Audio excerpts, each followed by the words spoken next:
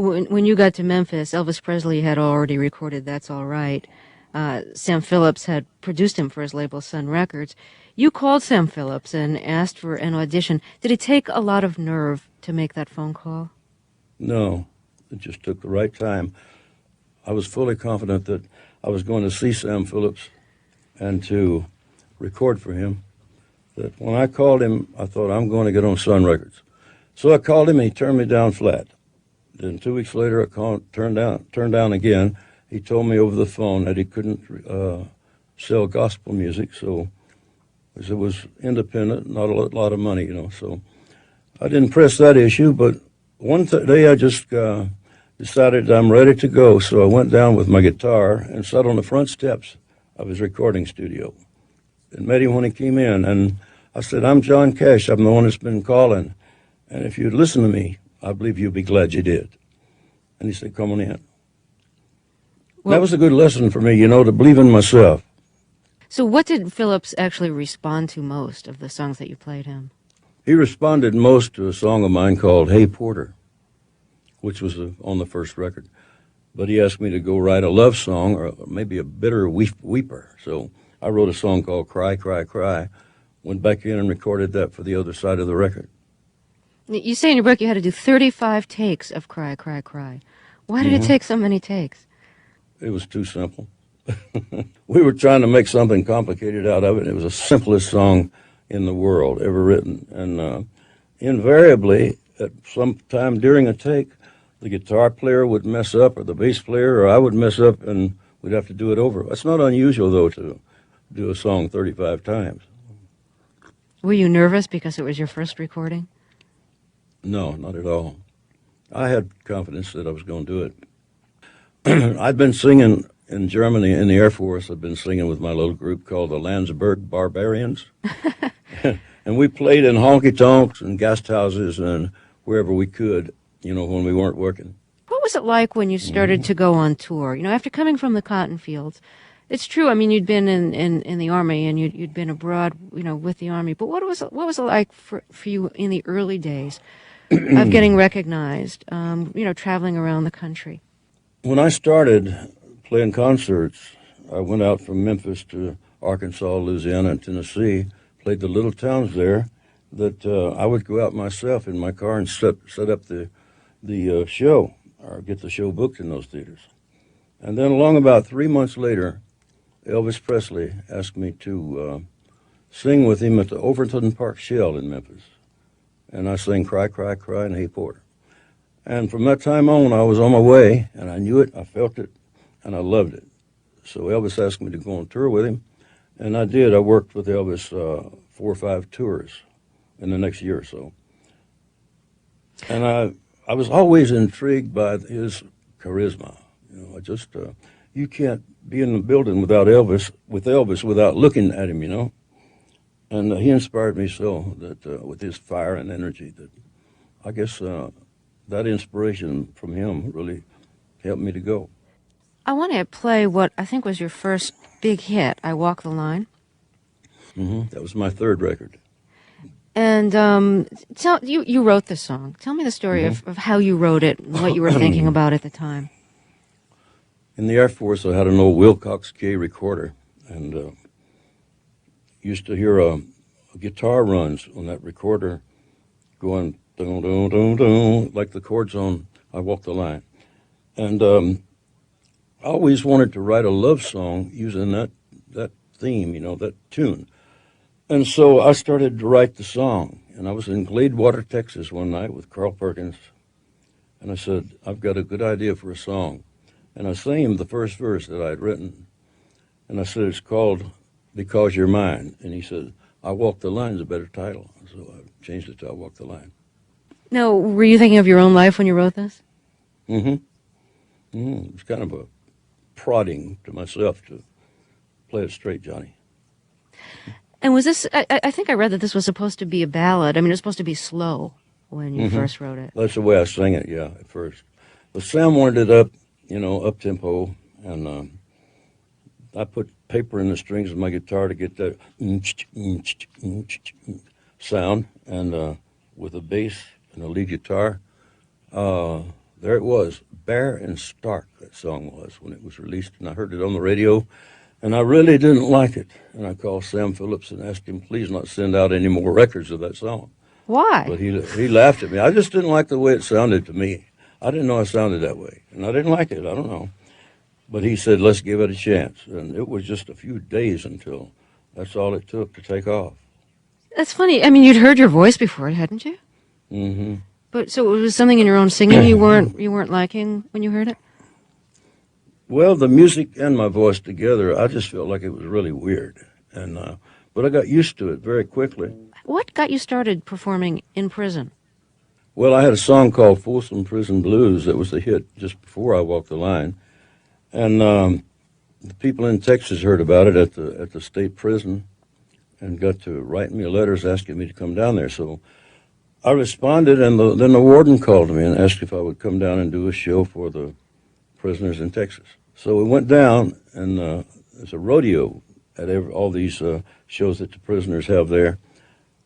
And in between the rodeo things, they asked me to set up and do 2 or 3 songs. So that was what I did. I did Folsom Prison Blues, which they thought was their song, you know.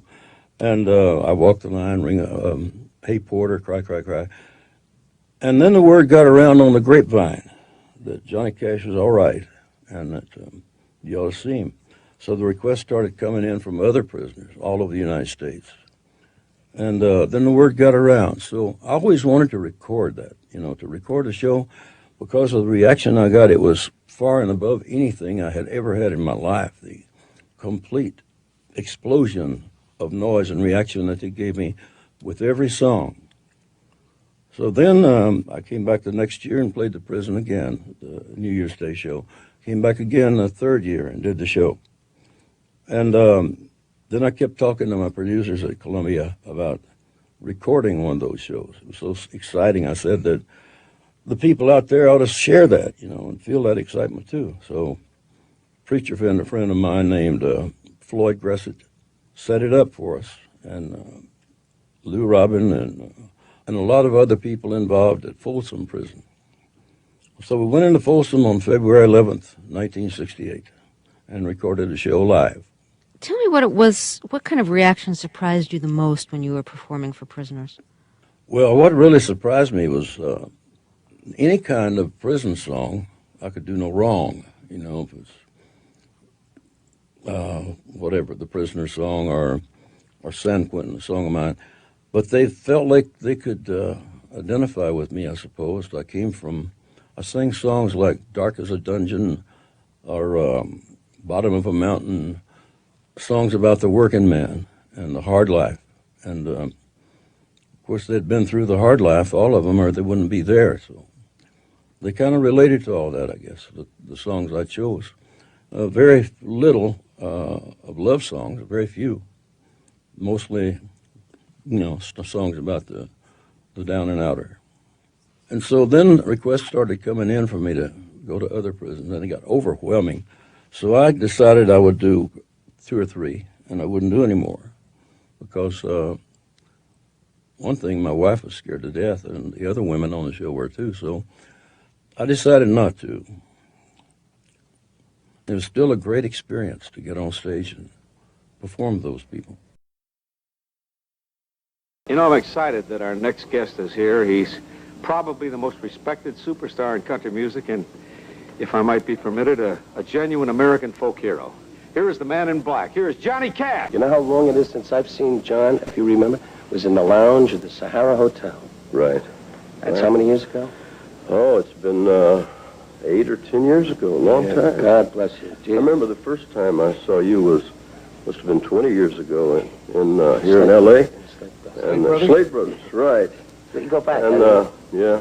You go out and make that nightlife scene, John? I didn't know that about you. Well, that was 20 years ago now. But Yeah. you went to this I've always been a fan of Don Rickles. I always loved Don Rickles, and I think he's a great spiritual leader. You see, when he looks at you and talks to you, you think he's going to kill you for a minute, and then he doesn't. He's got a heart. He's got a heart. I mean, Yeah, he let him. really has. I do. Has this always been a part of you, the black? As long as I can remember, yeah. Why, John? It just... Well, the first concert I ever did in public, I think, was in a little church in North Memphis, and the band and I were trying to find shirts alike, and the only thing we had alike was black. And I said, well, it'd be better for church anyway, so it kind of felt good that day, and we stuck with it, yeah.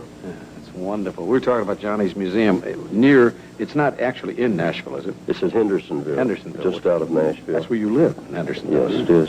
Yeah. My mother still works there. She's 77 years old. She's a great inspiration to a lot of people, you know, still working at her age 5 days a week, and she loves it. She's not proud of you at all, is she? Oh, I don't know about that. I'm proud of her, I know that. Speaking of really special ladies, this is the lady that got your act together for you. Yeah, this is my spark plug.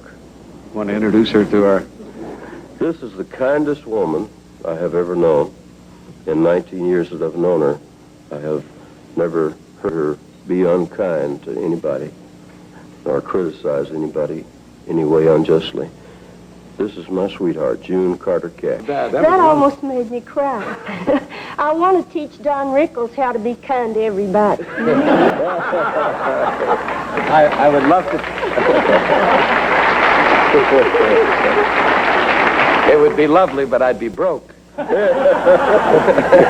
The late Elvis Presley made you a Johnny Cash fan, didn't he? Well, he really did. That was a long time ago. He was a big fan of John's, and since I was working with him, he made me listen to a lot of Johnny Cash records, and that's how I first began to know about Johnny Cash, and I just got to be a real Cash fan myself, you know, still am. How long did you guys know it? Oh, remember when you were here last, you told the story. June You're not told going to the ask story. me to tell it again. No. June told the story. It was Toronto? Toronto?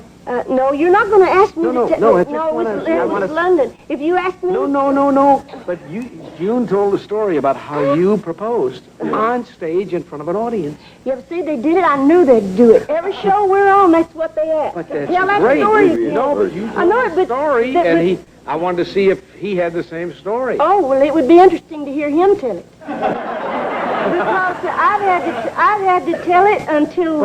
I wish he had gotten down... It is beautiful. 7,000 people, and he asked me to marry him in front of 7,000 people, but I would have liked it if he would have gotten down on his knees and proposed to me, kind of, you know, but that wasn't the way it was. It was a great, big production, and I've had to tell it too many times already, so I'm not going to tell it.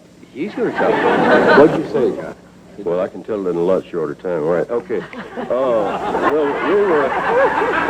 We had just sung a song called Jackson, and I stopped the show, and I said, will you marry me on microphone? And she said, go on, sing another. I said, I'm not going to sing until you answer me. Will you marry me? And she said, sing a song. Let's sing a song. She turned her back, you know, trying to get somebody in the band to play some music or something. I thought I'd Kept die. on until she finally said, yes. So I said, okay, next song. So we set it up. We got married March 1st, 1968. Oh.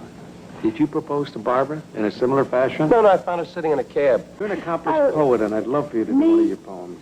Well, listen, you know, you asked me to do a poem, and the reason that I can't do the poem for you is because it's not a poem. It's a song. Now, wait a minute, You June. see, I wrote a book, didn't and want you to picked out a You didn't want to poem. relate that story about the proposal again. I No. let you get by with that. No. But the thing about, you see, you asked me to do a poem. It was a song that I wrote for John, actually, because I tried to put into words what it meant to me and what he meant to me after our son was born. And it's really a long poem, and you asked me to do just a little bit of it. But the reason I can't do the poem is because I have to sing it, so I brought my auto harp. Oh, you're going to sing the poem? Good. You God, made the mistake of that. My heart stopped. I thought you were going to say no. No, I'm kidding Which you. being Really. translated means she's going to sing a poem. I'm going to sing a poem because you can't put the song down in a book, see, because I don't read music or write music, so I'm going to do it for you, I think. You don't read or write music? You don't read music? This auto harp, I have to explain this in case I can't find where I'm going. The auto harp that I've played on your show before has always been a little black dude that sat on my lap, you know. was and your I mother's, could, right? Yes, and I could play it easily, but my mother got real progressive in her later years and decided that the easiest way to play the auto harp would be to do this Appalachian model, which is the auto harp is so used today. And you have to cross your arms, and none of the keys are where they are on mine. I don't even know where I'm going, so if I get lost in the cracks here, I can't see without my glasses, Take and those nobody finger gave picks me off any. before we go to bed.